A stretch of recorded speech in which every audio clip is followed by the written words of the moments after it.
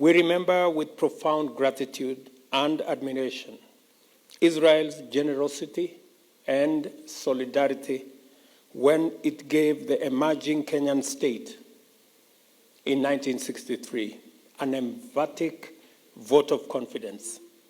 2 days before our independence, the State of Israel dispatched Madam Golda Meir, the foreign minister, who joined our prime minister then in laying the foundation stone of your embassy in Nairobi, the first in independent Kenya.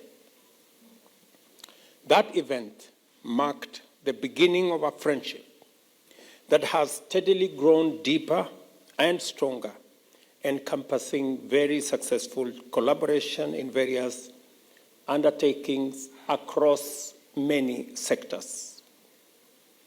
Over the past 6 decades of growth and stability in the face of formidable challenges, Kenya has flourished impressively and vindicated Israel's early and emphatic show of faith.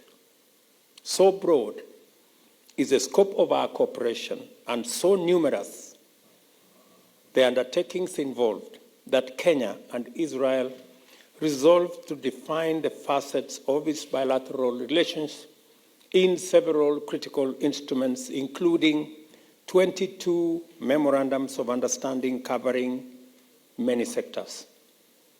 They include defense, security, disaster management, water resource management, irrigation, agriculture, information, and communication technology.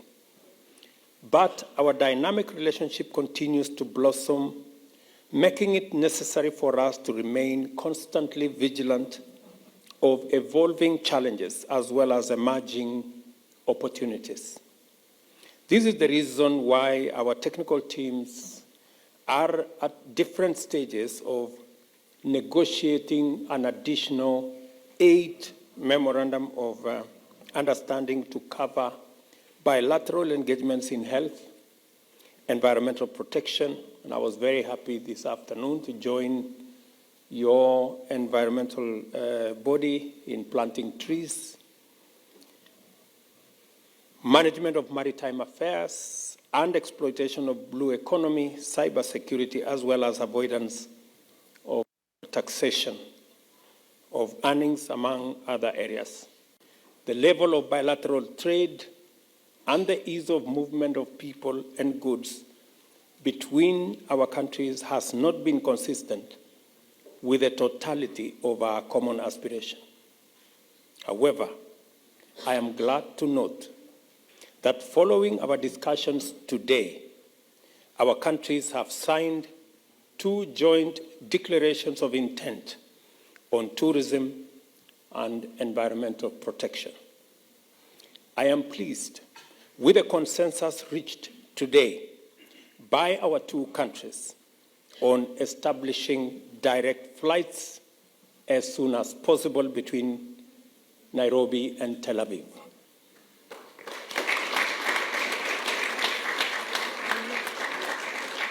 These direct flights will not only facilitate trading relations, but will greatly increase the number of tourists visiting both countries. Many of us coming for pilgrimage, and many of you coming to visit the cradle of mankind.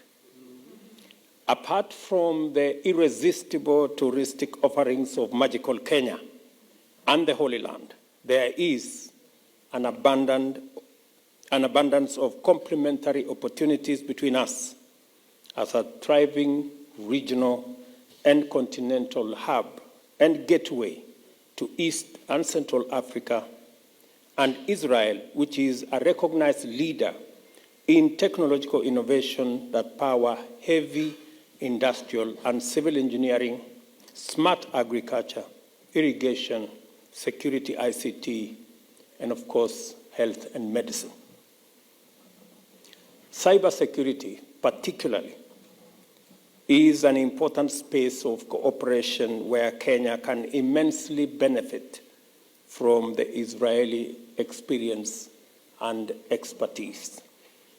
Mr. President, I also wish to thank you for agreeing during our discussion today on the need to eliminate barriers that have impeded the export of our products into the Israeli market. I am particularly grateful to the Prime Minister, my good friend Bibi, for the assurance he has given today that exports of pineapples will begin early next month from Kenya to Israel.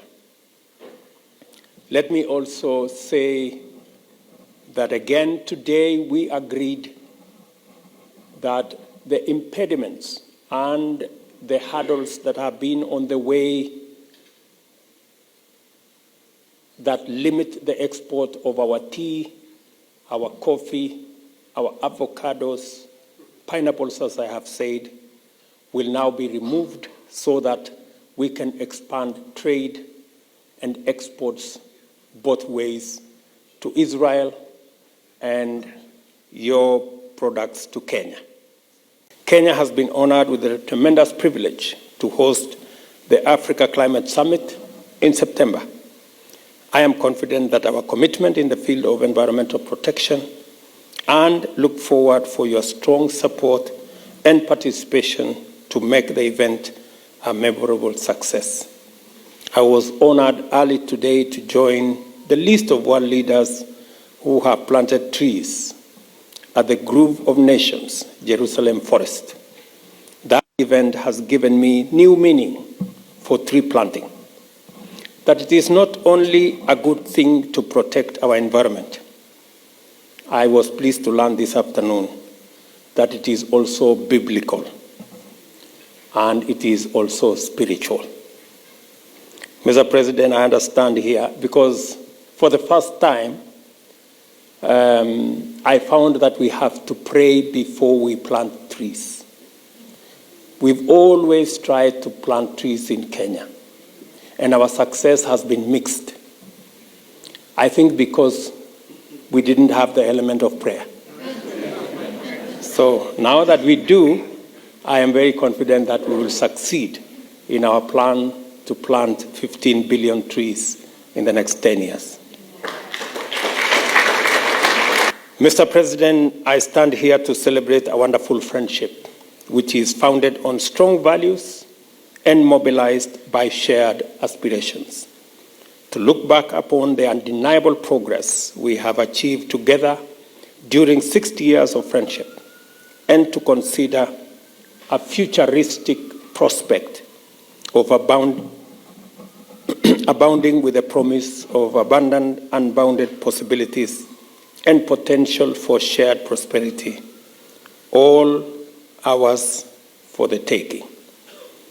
I now request you, ladies and gentlemen, to join me in raising your glasses to extend the very best wishes to His Excellency President Herzog for a long life, good health, and to the peace, prosperity, and happiness of the people of the State of Israel, and to the continuation of an excellent relations between the Republic of Kenya and the State of Israel.